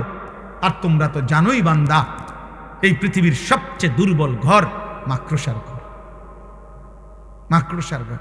70 বছরের প্ল্যান, প্রোগ্রাম, পরিকল্পনা, 70 বছরের মাথার ঘাম, 70 বছরের বুদ্ধি, কষ্ট, চেষ্টা, তদবিরে দুনিয়া যখন সাজাইলো, মালাকুল মউত আইসা বলল আঙ্কেল চলেন, আঙ্কেল চলেন। ইন্না লিল্লাহ। কি কন? আমি নিজে সব কিছু আইনা রাখছি, আগামী রবিবার ডালাই। আপনি কোন আইজগা যাইতাম গা, এটা কি করলেন? আর রবিবারে ডালাই আমার, আজকে মঙ্গলবার, বুধ, বৃহস্পতি, শুক্র, শনি, আর 4টা দিন মাত্র। আজরাইল বলবে আমনে যে এদূর কইছি, এটাও তো আমার দেরি হয়ে গেছে। আপনারা যে এদূর বলছি মিয়া, অন্য মানুষের তো এদূরও কই নাম না মিয়া, ফাইজলে আমি পাইছি মিয়া, আমি 60 ডালাই। আহা, ওয়ামাল হায়াতুদ দুনিয়া ইল্লা লাইবুম ওয়া লাহব। আল্লাহ বলে দুনিয়ার জীবন শুধুই খেলাধুলা, তামাশা। ওয়ালাদ-দারুল আখিরাতু খায়রুল লিল্লাযীনা ইয়াত্তাকুন। আল্লাহ বলে যারা যারা আমি আল্লাহকে ভয় করে বান্দা, তাদের জন্য আখিরাতের ঘর জান্নাতি হচ্ছে উত্তম উত্তম। আল্লাহ রাব্বুল আলামিন বলেন, ওমা হাদিহিল হায়াতুদ দুনিয়া ইল্লা লাহবুন ওয়া লাইব। দুনিয়ার জীবন বান্দা আর কিছুই নয়, শুধুই তামাশা, শুধুই খেলাধুলা। ওয়া ইন্নাদ দারাল আখিরাতা লাহিয়াল হায়াওয়ান। আখিরাতের ঘর জান্নাত, সেটাই কেবল জীবন, সেটাই লাইফ, সেটাই বেঁচে থাকা। জীবনের সার্থকতা খোদার কসম আখিরাত, জান্নাত। জান্নাত কেন? দুনিয়ার মধ্যে বেঁচে থাকার কোনো সার্থকতা নাই, দুনিয়ার মধ্যে বেঁচে থাকার কোনো সার্থকতাই নাই, দুনিয়ার মধ্যে বেঁচে থাকার কোনো তৃপ্তিই নাই, দুনিয়ার মধ্যে বেঁচে থাকার কোনো মজাই নাই, দুনিয়ার মধ্যে বেঁচে থাকার কোনো নিরাপত্তাই নাই। 24 ঘন্টা মৃত্যু যার ঘাড়ের সাথে, 24 ঘন্টা অ্যাক্সিডেন্ট যার ঘাড়ের সাথে, 24 ঘন্টা রোগ ব্যাধি যার ঘাড়ের সাথে, তার আবার আনন্দ কিসের? তার আবার ফুর্তি কিসের? সুখের অট্টালিকায় থাইকেও তো সে ভাবে মরে তো যাইতে হবে, তো তৃপ্তি কোথায়? কিন্তু জান্নাতে ঢুকলে বান্দা শুনবে আর কোনোদিন বের হইতে হবে না, আর কোনোদিন মৃত্যু হবে না, আর কোনোদিন হাঁচি কাশি হবে না, আর কোনোদিন মাথা ব্যথা হবে না, আর কোনোদিন চাহিদা অপূর্ণ থাকবে না। লাহুম মা ইয়াশাউনা ফিহা ওয়া লাদাইনা মাজিদ। আল্লাহ বলে, বান্দা তুমি যা চাইবে তাও দেওয়া হবে। তোমার চাওয়া শেষ হলে আমি আল্লাহ নিজের থেকে আরো কোটি কোটি দিতে থাকবো। এই জন্য দোস্ত আমার, ভাই আমার, বন্ধু আমার, বাজার ব্যবসা, চাকরি, উপার্জন, ঘর সংসার, স্ত্রী পরিজন কোনোটাই হারাম না, কোনোটাই নিষেধ না। উদ্দেশ্য এই কথা বুঝানো, আখিরাত ভুলে না যাওয়া, পরকালকে ভুলে না যাওয়া। আপনাদের আরেকবার ভাবা উচিত, যুবক কিশোর তোমাদেরও আরেকবার ভাবা উচিত, প্রত্যেকের পর্দার আড়ালের মা যারা, বোন যারা, আপনাদেরও ভাবা উচিত, ভাবা উচিত। যারা এক ওয়াক্ত নামাজ পড়েন না, আপনাদের ভাবা উচিত কাকে সঙ্গী বানাইলেন, জীবনটা কাকে সঙ্গী বানাইয়া, কাকে অনুসরণীয় বানাইয়া। হায় মুসলমানের মা বোন, আজকে যারা প্রতিনিয়ত বাজারে মার্কেটে বেপর্দা চলতেছে, হায় রে বোন, কাকে অনুসরণীয় বানাইলা, কাকে আদর্শ বানাইয়া বেপর্দা চলছ। আজকে যুবক যাদের মাথার চুল থেকে পায়ের নখ পর্যন্ত আপাদ মস্তক আল্লাহ রসুলের সুন্নাতের খেলাফ, তো কাকে আদর্শ বানিয়ে, কাকে মডেল বানাইয়া সামনে আগাচ্ছ? কারে বন্ধু বানাইলা, কারে বন্ধু বানাইলা? একটা দাড়িবিহীন মানুষ, দাড়ি যাদের মুখে নাই, এমন একটা লোক বলুক মিয়া যে তার আদর্শকে, সে জীবনও বলতে পারবে না। পৃথিবীর প্রথম দাড়ি কাটছে কে, সে জানে না। পৃথিবীতে দাড়ি কাটার কোনো উপকারিতা আছে কিনা পৃথিবীর কোনো গবেষণায় প্রমাণিত হয় নাই, পৃথিবীর কোনো দার্শনিক পণ্ডিত বলে নাই। তো বলে কেন? এমনি এমনি। এটার কোনো সায়েন্টিফিক, বৈজ্ঞানিক, দার্শনিক কোনো যুক্তি নাই। দাড়ি কাটার উপরে ন্যূনতম কোনো উপকার কোনো বিবেচনাতে নাই, কিচ্ছুতে নাই। বেড়িত বেশি পছন্দ করে, এটাও মিছা কথা, এটাও ভাব ফালতু কথা।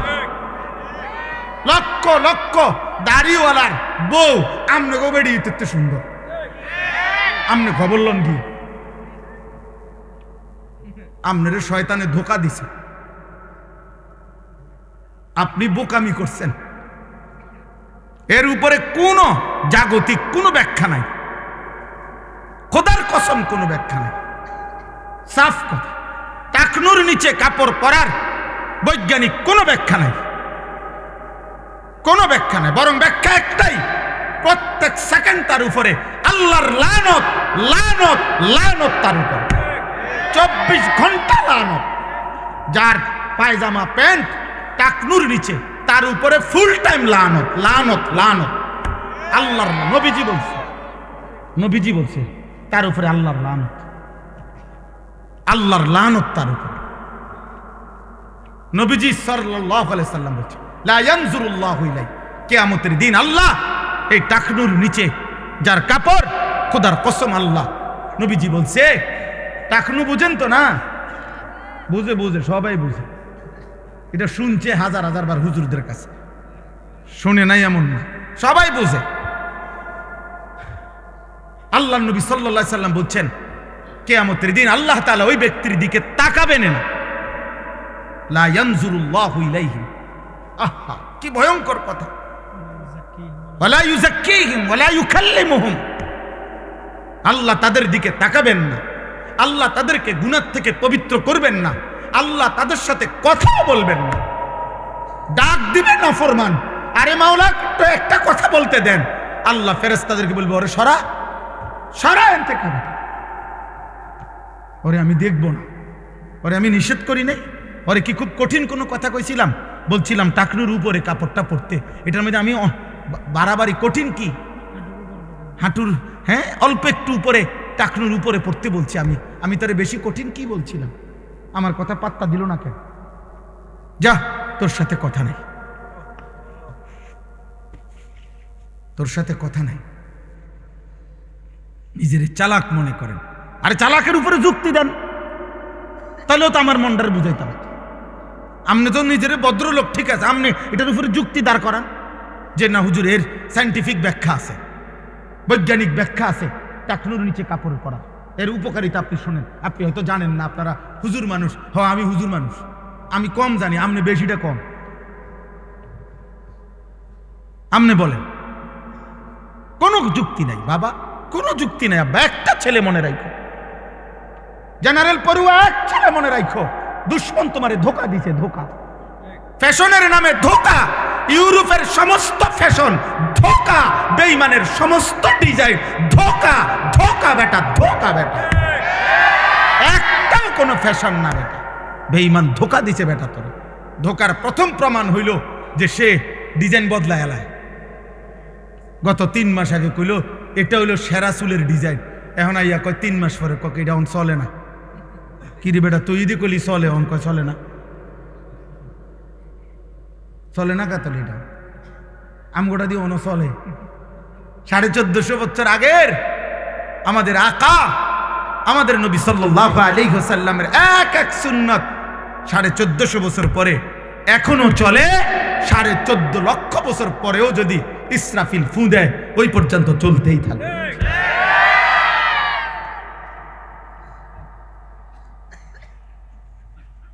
হযরত মাওলানা জিয়াউর রহমান ফারুকি রাহমাতুল্লাহ আলাইহি এই উপমহাদেশের একজন বড় বুজুর্গ ছিলেন।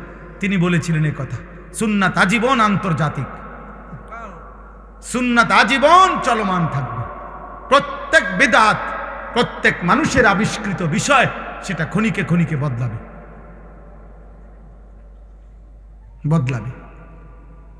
অতএব কোনোভাবে, আজকে আমার এটাই কথা, কাকে বন্ধু বানাচ্ছেন, কাকে জীবনের অনুসরণীয় মানুষ মাত্রই স্বভাবজাত।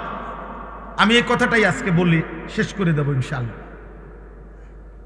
মানুষের জীবনের একটি তবিয়ত, ফিতরাত, সৃষ্টিগতভাবে মানুষ বন্ধু, সঙ্গ, সাহচর্য, সান্নিধ্য পছন্দ করে, গ্রহণ করে। এটা মানুষের সৃষ্টিগত অভ্যাস। ওয়া খালাকনাকুম আজওয়াজা, আল্লাহ বলেন আমি মানুষকে সৃষ্টি করেছি জোড়ায় জোড়ায়। তাহলে মানুষের সৃষ্টির মধ্যেই আরেকজনের সাথী হওয়া, আরেকজনকে সঙ্গী বানানো, একাকী না থাকা, এটা মানুষের সৃষ্টিগত একটি অভ্যাস। মানুষ সঙ্গী খুঁজে, সঙ্গ খুঁজে, নিজে কারো সঙ্গী হয় অথবা কাউকে সঙ্গী বানায়। এটা মানুষের ফিতরাত, সৃষ্টিগত অভ্যাস। সুবহানাল্লাযী খালাকাল আজওয়াজা কুল্লাহা, আল্লাহ তাআলা বলেছেন, আল্লাহ তাআলার পবিত্রতা, যিনি এই সৃষ্টির সব কিছু জোড়ায় জোড়ায় সৃষ্টি করেছে, জোড়ায় জোড়ায় সৃষ্টি করেছে। বিজ্ঞানরা প্রমাণ করতে পারুক বা না পারুক, এমনকি আমরা তাফসিরে পড়ছি যে এই আসমান এটার জোড়া আছে, এই জমিন এটার জোড়া আছে, ওই সূর্যটা এটার জোড়া আছে, ওই চাঁদ এটার জোড়া আছে। সব আমি জানি না, সব আমারে জানাইতে হবে, আল্লাহর জন্য এটা জরুরি না। আমগুলোকে বুদ্ধি করে নিয়ে আল্লাহ চালায়, কথা বলেন না কেন? একটা সূক্ষ্ম কথা মনে রাখবেন, একজনকে বলি, একটা সহজ কথা মনে রাখবেন, যদি কেউ বলে যে কোরআন শরীফ এই বিজ্ঞানের আলোকে প্রমাণ করতে হবে বা করার চেষ্টা করছে, তাহলে এ কথার প্রমাণ হইল যে মানুষ তার সৃষ্টিকর্তা আল্লাহর কথা প্রমাণিত হইতে হবে সৃষ্টির বুদ্ধি দিয়া। এটা কেমন যুক্তির কথা হইল? সৃষ্টিকর্তার কথাকে প্রমাণ করে সৃষ্টি, এটা কিভাবে হয়? তাহলে সৃষ্টিকর্তার সৃষ্টির খালেক আর মখলুকের ব্যবধান কি? খালেকই তো শ্রেষ্ঠ। এরপরে যদি কোনো মানুষের কথা দিয়া নবীজির সুন্নত প্রমাণ করতে হয়, তাহলে উম্মতের কথায় নবীর কথা বুঝি প্রমাণিত করতে হবে, উম্মত অনুসরণে না করবে। আমাদের দায়িত্ব অনুসরণে না করা। এই জন্য রাসূলুল্লাহ সাল্লাল্লাহু আলাইহি সাল্লামের থেকে প্রমাণিত এই কথা, নবীজি বলছেন, নবীজি করেছেন, এটা যদি সহিভাবে প্রমাণিত হয়, এইবার এ কথা আমার বুঝে ধরুক বা না ধরুক, এটা মেনে নেওয়া বিনা প্রশ্নে, এটারই নাম ঈমান। শুধু দেখতে হবে যে এটা নবীজির থেকে প্রমাণিত কিনা। কথা বুঝেন নাই আমার? রাসূলুল্লাহ সাল্লাল্লাহু আলাইহি সাল্লাম থেকে প্রমাণিত কিনা। প্রমাণিত হলে এখন আর কোনো প্রশ্ন নেই, মেনে নেওয়াই না, এটা ভাবা দরকার। আচ্ছা হুজুর, আপনারাও বলেছেন, আমরাও ভাববো। কিতা ভাববেন? কি ভাবতে চাইতেছেন? কি বুঝাইতে চাইতেছেন? আমি রাসূলুল্লাহর হাদিস বলছি, বুখারীর হাদিস বলছি। নবীজি নিষেধ করছেন টাকনুর নিচে কাপড় প্যান্ট পরতে। এখন আপনি কি ভাবতে চাচ্ছেন? আপনি ভাবলে যদি বলেন না আমার কোনো কথা আছে, আমার এখানে কোনো প্রশ্ন আছে, তো আপনার ঈমানটা জমা দিয়ে যান। ওমা কানা লিমুমিনিন ওয়ালা মুমিনাতিন ইযা কাযাল্লাহু ওয়া রাসূলুহু আমরান আন ইয়াকুনা লাহুমুল খিয়ারাতু মিন আমরিহিম। কোরআন শরীফে আল্লাহ বলছে, কোন ঈমানদার পুরুষ এবং নারীর এক বিন্দু অধিকার নাই আল্লাহ রসুলের সিদ্ধান্তের উপরে নিজের কোনো মতামত পেশ করা। কসম কথা, বান্দার কথায় আল্লাহর কথা প্রমাণ হবে না, উম্মতের কথায় নবীর কথা কি হবে না? প্রমাণিত হবে না, বরং উম্মত নবীর কথা মানতে হবে, বান্দা আল্লাহর কথা মানতে হবে, বাধ্য।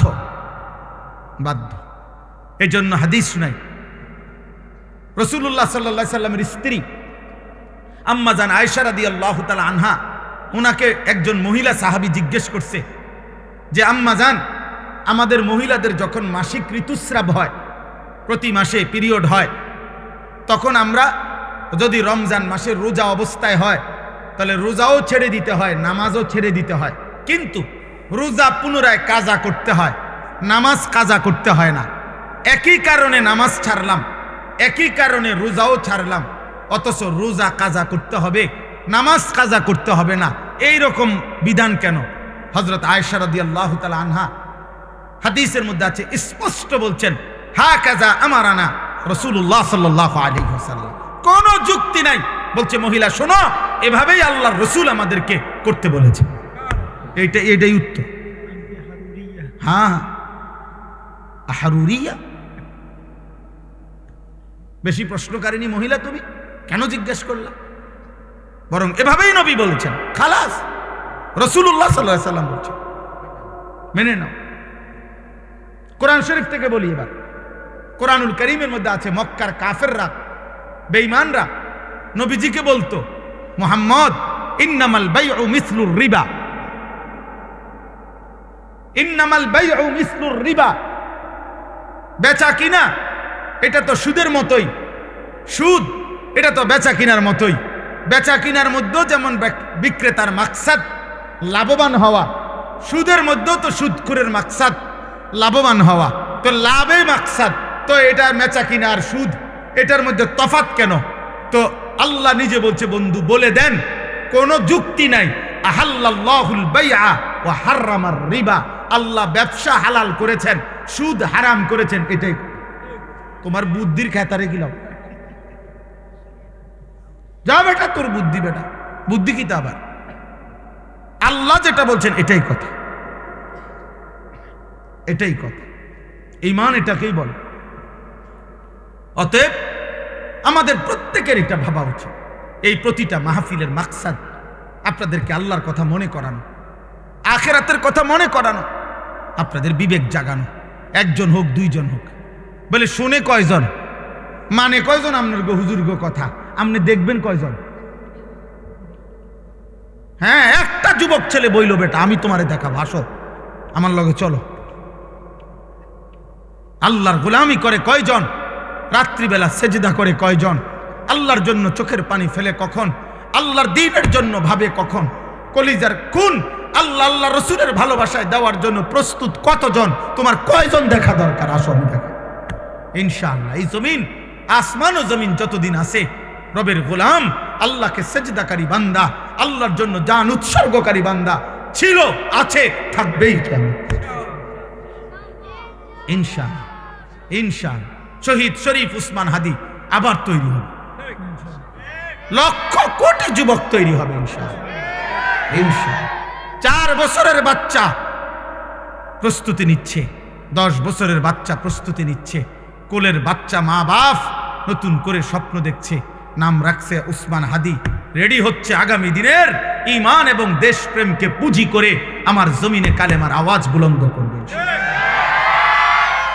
এটাই সত্যি, কাপুরুষ হেরেই যাবে, কোনো সন্দেহ নেই, কোনো সন্দেহ নেই, কোনো সন্দেহ নেই। এই জন্য আমি বললাম আমাদের জীবনের একটা গুরুত্বপূর্ণ অংশ এটা।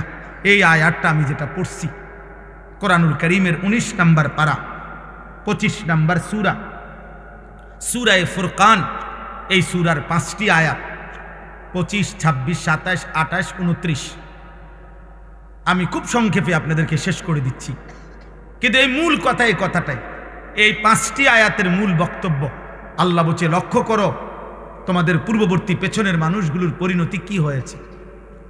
আল্লাহ তাআলা বলছে জিজ্ঞাসা করো পৃথিবী, হে মানুষ বিবেকবান, যে ফেরাউনের কি হয়েছিল, নমরুদের কি হয়েছিল, কারুনের কি হয়েছিল, সাদ্দাদের কি হয়েছিল, নূহ আলাইহিস সালামের কওম কেন ডুবে গেল, লূত আলাইহিস সালামের কওমকে কেন জমিন উল্টায়া ধ্বংস করে দেওয়া হলো, হুদ আলাইহিস সালামের জাতিকে কেন 7 রাত 8 দিন ঝড় তুফান দিয়ে লাগাতার ধ্বংস করে দেওয়া হলো, সালেহ আলাইহিস সালামের কওমকে কেন ফেরেশতার বিকট চিৎকার দিয়ে ধ্বংস করে দেওয়া হলো, শুআইব আলাইহিস সালামের কওমকে কেন ফেরেশতার বিকট চিৎকার দিয়ে ধ্বংস করে দেওয়া হলো, ইবলিস কেন আল্লাহ তাআলার দরবার থেকে বিতাড়িত হলো, কাবিল কেন পৃথিবীতে ঘৃণিত হলো, কারুন কেন মাটির নিচে জিন্দা দাফন হয়ে গেল, ফেরাউন কেন পানিতে ডুবে মরল, নমরুদ কেন মশার আক্রমণে ধ্বংস হইল। দুনিয়াবাসী খবর লাগাও, ফানজুরু, দেখো, জিজ্ঞেস করো। আল্লাহ বলছে, বারবার এই কথাটা বলছে, ফানজুরু, দেখো না বান্দা কি হয়েছে, তাদের অবাধ্য জাতিদের পরিণতি কি হয়েছে। আমরা কথায় কথায় বলি দেখা যাক শেষ হাসিটা কে হাসে, বলে না 12 তারিখ দেখা যাবে শেষ হাসি কে হাসে। না না, খোদার কসম, আখেরাতে হাসরের মাঠে দেখা যাবে শেষ হাসিটা কে হাসে। 12 তারিখ ফয়সালা হবে না, 12 তারিখের পরেও পৃথিবীতে নির্বাচন হবে। কথা বুঝেন নাই? 12 তারিখের পরেও কি হবে? নির্বাচন। 12 তারিখ সকালেও বহু লোক মারা যাবে, যিনি 11 তারিখ পর্যন্ত নির্বাচনের কাম করছে, উনি 12 তারিখ সকালে মরে যাবে। শুনবেন, 12 তারিখ সকাল 10টা বাজেও লোক মারা যাবে, 12 তারিখ দুপুরবেলাও লোক মারা যাবে। অতএব তো উনি দেখবে কেমনে? উনি তো ভাবছিল থাকবে, উনি তো নাই। অতএব আমরা যেমন দুনিয়াতে বলি দেখা যাক শেষ হাসিটা কার। আল্লাহ বারবার কোরআনুল কারীমের মধ্যে বলছে, বান্দা শেষ হাসিটা মুত্তাকির, ওয়াল আকিবাতু লিল মুত্তাকিন। এই যে কোরআনের আয়াত, এই কথা আল্লাহ বারবার বলছে, ফাসবির ইন্নাল আকিবাতা লিল মুত্তাকিন। আল্লাহ বলছে বন্ধু একটু সবর করেন, আমি আল্লাহ বললাম শুভ পরিণাম, উত্তম পরিণতি মুত্তাকিদের জন্য।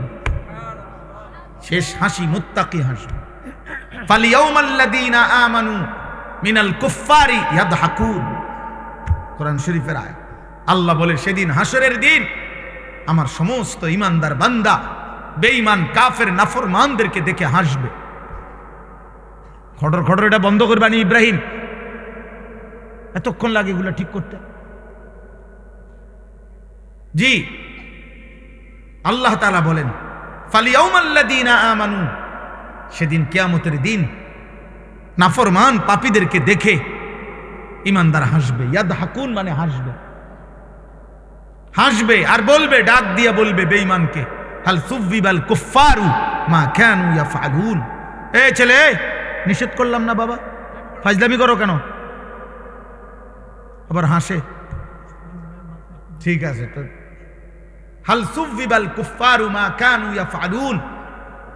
কোরআন শরীফে আছে ইমানদার সেদিন ডাক দিয়ে বলবে, কি খবর বেঈমান, যা করেছিলে দুনিয়ায় তার বিনিময় পেলে তো?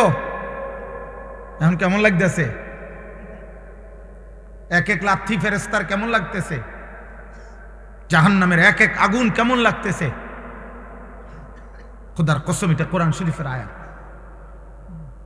সেদিন ডাকবে, কোরআন শরীফ আছে ইমানদার জাহান্নামীকে ডাক দিয়া বলবে, আফামা নাহনু বিমাইয়িতিন।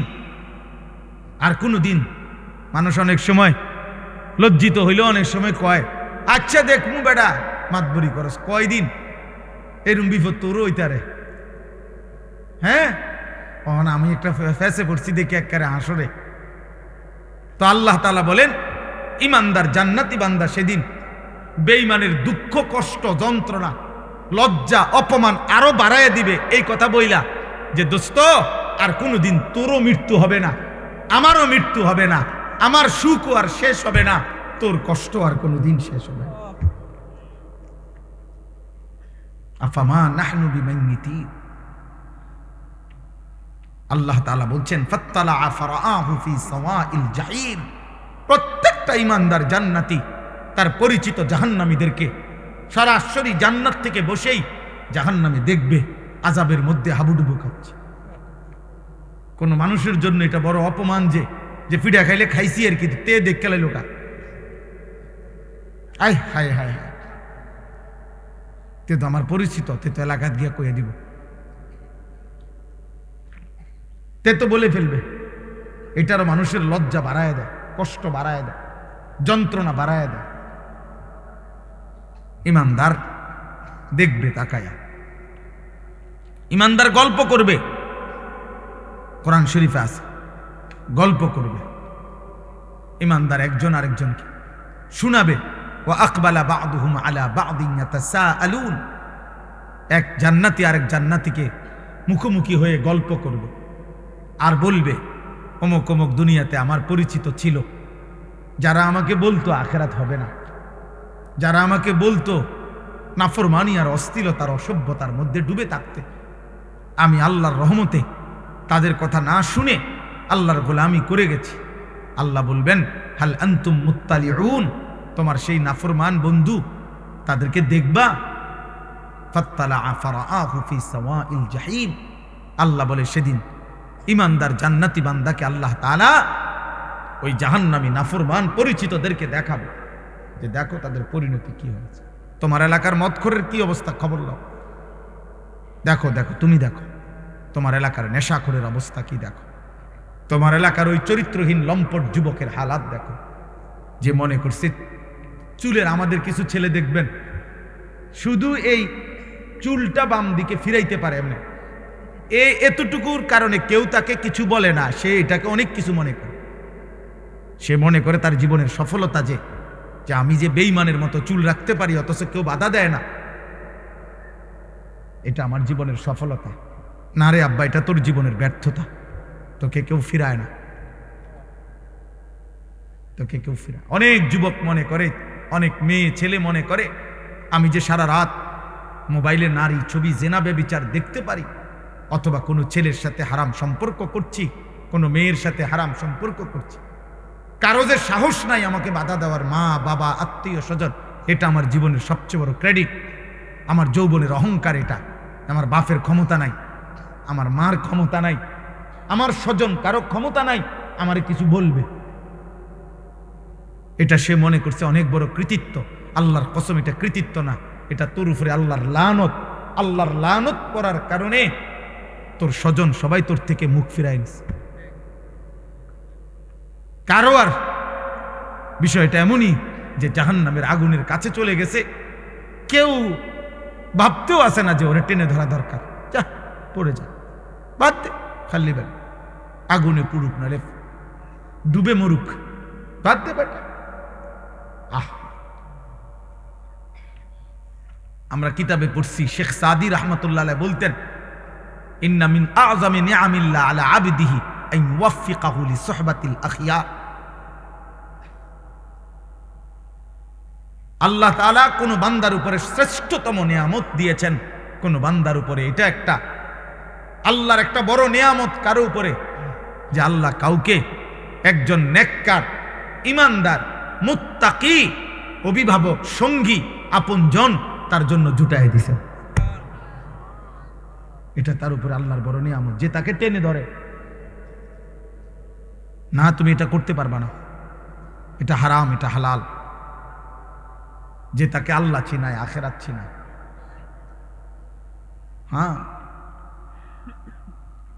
এবং তিনি বলেছেন, ওয়া ইন্না উকুবাতাহু আলাইহি, কোন মানুষের উপরে আল্লাহ তাআলার একটা দুনিয়াবী শাস্তি, আন ইয়াবতালিয়াহু বিসুহবাতিল আশরার, আল্লাহ তাকে মন্দ লোকের সংস্পর্শে পরীক্ষায় ফেলে দিয়েছেন। আহারে, এবার জানি সে বাঁচে কিনা, কারণ যার লগে সে চলতে শুরু করছে হয়তো তারে জাহান্নামে নিবে। এই নেশাখোরের লগে থাইকা সে আল্লাহ পাবে কেন? এই জুয়ারির লগে থাইকা সে আল্লাহ পাবে কেন? এই উলঙ্গ ছবি দেখে নেওয়ালা এই বখাটে যুবকের সাথে চইলা আহারে, ও আল্লাহ পাবে কেন? এই বেপর্দা, বেহায়া, বেশরম মেয়ে এ তো প্রেমের ফাঁদে পেলে তার জীবন, যৌবন, অর্থ, সম্পদ, শক্তি, সামর্থ্য সব শেষ করে একদিন তো তারে পথের ফকির বানায় দিবে, ফকির বানাই দিবে। এটা কোনো মানুষের উপরে আল্লাহর শাস্তি, যাকে আল্লাহ তাআলা কোনো মন্দ লোকের সংস্পর্শে পরীক্ষায় ফেলে দিছে। আন ইয়াবতালিয়াহু বিসুহবাতিল আশরার। এজন্য দোস্ত, এটা বহুত বড় নিয়ামত বুঝা যে আমি আল্লাহ চিনি কিনা, আমার আখিরাত মনে পড়ে কিনা। 24 ঘন্টায় যার কখনো আল্লাহর কথা মনে পড়ে না, এ তোর কেমন জীবন? পিছেই বসে, ওনার রোগী নেই। চলেন বলেন আলহামদুলিল্লাহ। অতএব ভাই আমার, বাবা আমার, নওজোয়ান সাথী, আমি অনুরোধ করছি, আমার প্রথম কথা এটা শুরু করলাম, দিলের মধ্যে যেন আখিরাত মনে পড়ে, মালিকের কথা মনে পড়ে, আল্লাহর কথা যেন মনে পড়ে। জীবনটা শুধুই শুধু সারাক্ষণ তামাশায় তামাশায় যেন না কাটে। আল্লাহ তাআলা কোরআনুল কারীমের মধ্যে এটা বলছেন, বান্দা, ইয ক্বালা লাহু কওমুহু লা তাফরাহ ইন্নাল্লাহা লা ইউহিব্বুল ফারিহিন। আল্লাহ আমাদের সবাইকে কবুল করেন, আমিন আমিন। সুবহানাল্লাহি ওয়া বিহামদিহি, সুবহানাকাল্লাহুম্মা ওয়া বিহামদিকা, আশহাদু আল্লা ইলাহা ইল্লা আনতা, আস্তাগফিরুকা ওয়া আতুবু ইলাইক। জি জি, মাশাআল্লাহ। 1 মিনিট দোয়া করে যান, দোয়া করেন। দোয়ার আগে মসজিদের জন্য দিবেন। মাশাআল্লাহ। অনেকে না আমি কি বলছি, জি মাশাআল্লাহ। অনুরোধ হইল, অনেকেই মা আছেন, বোন আছেন, ভাই আছেন, মসজিদের জন্য আপনারা যেই মাহফিলে দান করার কথা, দয়া করে প্রত্যেকের কাছে অনুরোধ, আপনারা পাঠায় দিলে ইনশাআল্লাহ বরকত হবে। এখানেও যারা দেওয়ার তারা দিয়ে দিলে বরকত হবে। 2টা মিনিট আপনারা যদি প্রত্যেকে আল্লাহর জন্য, নিজেদের আখিরাতের জন্য, মসজিদের এই কল্যাণকর কাজে, মসজিদ সারা বছর যেন আল্লাহর দ্বীনের খেদমত করতে পারে, আপনাদের খেদমত করতে পারে, ইমাম, মুয়াজ্জিন, কমিটি, এলাকাবাসী সবাই মিলে আপনারা প্রত্যেকেই কম বেশি যেটুকু সম্ভব হয় ভালোবাসা মহব্বত দিয়ে সহযোগিতা করেন। আল্লাহ তৌফিক দান করেন। মাশাআল্লাহ। দেন, দ্রুত 2জন উঠে নেন, হাতে নেন। আল্লাহ আপনি কবুল করেন। দ্রুত যেটুকুই দেন অংশগ্রহণ করেন।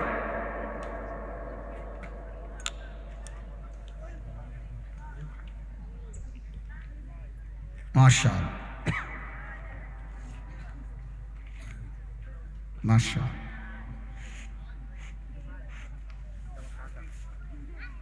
আচ্ছা আচ্ছা,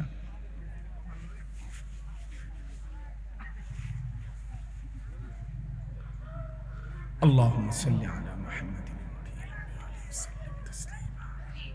আলহামদুলিল্লাহি রাব্বিল আলামিন। আল্লাহুম্মা আনতাস সালাম ওয়া মিনকাস সালাম, তাবারাকতা ইয়া যাল জালালি ওয়াল ইকরাম, ইয়া আরহামার রাহিমিন, ইয়া আরহামার রাহিমিন, ইয়া আরহামার রাহিমিন। রব্বানা যালামনা আনফুসানা ওয়া ইল্লাম তাগফির লানা ওয়া তারহামনা লানাকুনান্না মিনাল খাসিরিন। রব্বানা আতিনা ফিদ দুনিয়া হাসানা ওয়া ফিল আখিরাতি হাসানা ওয়া কিনা আযাবান নার। রব্বানা ওয়া আতিনা মা ওয়া'আদতানা আলা রুসুলিক ওয়া লা তুখজিনা ইয়াওমাল কিয়ামাহ ইন্নাকা লা তুখলিফুল মিআদ। রব্বানা আসরিফ আন্না আযাব জাহান্নাম ইন্না আযাবাহা কানা গরামা ইন্নাহা সাআত মুস্তাকাররান ওয়া মুকামা। রব্বিরহামহুমা কামা রাব্বায়ানি সগীরা। রব্বানা হাব লানা মিন আজওয়াজিনা ওয়া যুররিয়াতিনা কুররাতা আ'য়ুন ওয়াজআলনা লিল মুত্তাকিনা ইমামা। মাওলায়ে করিম আপনি মাফ করে দেন, রব্বে করিম আপনি মাফ করে দেন, মেহেরবান মাওলা আপনি মাফ করে দেন। আল্লাহ সমস্ত কবরবাসীদেরকে মাফ করে দেন, কিয়ামত পর্যন্ত কবরের আযাব মাফ করে দেন। আল্লাহ আমরা যারা বেঁচে আছি আমাদেরকে ঈমান আমল দান করেন, ইজ্জত আফিয়ত দান করেন, তাকওয়া তহারত দান করেন, হিম্মত ইস্তেকামত দান করেন, সেজদাওয়ালা কপাল বানিয়ে দেন, কাঁদনেওয়ালা চোখ বানিয়ে দেন, জিকিরওয়ালা জবান বানিয়ে দেন, মোহাব্বতওয়ালা দিল বানিয়ে দেন, সুন্নতওয়ালা জীবন বানিয়ে দেন, ঈমান আমলের জীবন দান করেন। আল্লাহ একটা একটা কিশোর যুবককে আল্লাহ আপনি বদলে দেন, মুসলমানের প্রতিটা সন্তানকে আপনি বদলে দেন, আখিরাত মনে করিয়ে দেন। আল্লাহ জাহান্নামের ভয় দান করেন, কবরের ভয় দান করেন। আল্লাহ আল্লাহ আমার মা বাবা, আল্লাহ আমার আত্মীয় স্বজন, আমাদের প্রত্যেকের বংশধর যে যারা যেখানে কবরবাসী সকলকে মাফ করে দেন। আল্লাহ পর্দার আড়ালে আল্লাহ যত মা বোন এসেছে আল্লাহ আপনি সমস্ত মা বোনদেরকে আল্লাহ আবেদা সালেহা মা ফাতেমা রাবেয়া বসরিয়ার মতো বানায়া দেন। আল্লাহ আল্লাহ আপনি সবাইকে মাফ করে দেন, সবাইকে মাফ করে দেন। বাবা চাচা বয়স্ক মুরব্বীদেরকে আরো বেশি নেক আমলের তৌফিক দান করেন। আল্লাহ এই মাহফিলের ইন্তজাম আপনি বরকত দান করেন। আল্লাহ আপনি কবরবাসীদেরকে মাফ করে দেন, মাফ করে দেন মওলা, মাফ করে দেন মওলা, মাফ করে দেন মওলা, মাফ করে দেন। আল্লাহ এই মসজিদ খানা আপনি কবুল করে নেন। প্রথম দিন থেকে এই পর্যন্ত আল্লাহ জায়গা জমি টাকা পয়সা বুদ্ধি পরামর্শ দিয়ে যারা যত খেদমত করেছে করছে সকলকে উত্তম বিনিময় দান করেন। যারা কবরে চলে গেছে তাদেরকে মাফ করে দেন। আল্লাহ কারো মা নাই, কারো বাবা নাই, কারো স্বজন নাই, আল্লাহ আপনি প্রত্যেককে মাফ করে দেন। আগামী দিনও এই মাহফিল খানা কায়েম দায়েম করে দেন। আশপাশ দূর দূরান্ত থেকে যারা এসেছেন আল্লাহ আপনি সকলকে কবুল আর মঞ্জুর করেন। উলামায়ে কেরামকে হায়াত দারাজ করেন, উম্মতের ফিকির দান করেন, তালিবে ইলমদেরকে আল্লাহ হাফেজ আলেম মুত্তাকি আরিফ রব্বানি বানিয়ে দেন। আল্লাহ কিশোর যুবক ছেলেগুলো আল্লাহ যারা জেনারেল লাইনও পড়ছে আল্লাহ এই ছেলেগুলোকে নামাজি বানিয়ে দেন, নামাজি বানিয়ে দেন, নামাজি বানিয়ে দেন। মোবাইলের আসক্তি থেকে আমার জাতিকে বাঁচান মওলা, নারীর আসক্তি থেকে আমার জাতিকে বাঁচান মওলা। আল্লাহ ইমানদারদেরকে সঙ্গী বানাবার তৌফিক দান করে, আপনার প্রিয় বান্দাদেরকে সঙ্গী বানাবার তৌফিক দান করে। আল্লাহ আখিরাতের সঙ্গী নির্বাচন করার তৌফিক দান করে। রব্বির হামহুমা কামা রব্বায়ানি সগীরা, রব্বির হামহুমা কামা রব্বায়ানি সগীরা। আয় আল্লাহ আমার দেশকে নিরাপদ করে দেন। আল্লাহ নির্বাচনকে সামনে রেখে মারামারি হানাহানি থেকে আমার জাতিকে বাঁচান মাওলা। প্রতিটা মানুষের জান মাল ইজ্জত আব্রু আপনি হেফাজত করেন। আল্লাহ একজন ইনসাফগার ন্যায়পরায়ণ শাসক আমাদেরকে দিয়েন মাওলা। কোনো জালেমের হাতে তুলে দিয়েন না, কোনো জালেমের হাতে তুলে দিয়েন না, কোনো জালেমের হাতে তুলে দিয়েন না রে মাওলা। আমরা জুলুমের শিকার হতে চাই না মাওলা, ইজ্জত নিয়ে কোরআন বুকে সেজদা দিয়ে বাঁচতে চাই মাওলা। বিবি বাচ্চাদেরকে ঈমান আমলের উপরে রেখে যেতে চাই। আল্লাহ আমার প্রিয় মৌলানা ইব্রাহিম খলিল ভাই, আল্লাহ আপনি উনাকে কবুল করে নেন। আল্লাহ মহল্লার সমস্ত মুসল্লিদেরকে কবুল করে নেন। আয় আল্লাহ মহল্লার সমস্ত বাবা ভাইদেরকে আপনি কবুল করে নেন। সুবহান রাব্বিকা রব্বিল ইজ্জাতি আম্মা ইয়াসিফুন ওয়া সালামুন আলাল মুরসালিন ওয়ালহামদুলিল্লাহি রাব্বিল আলামিন।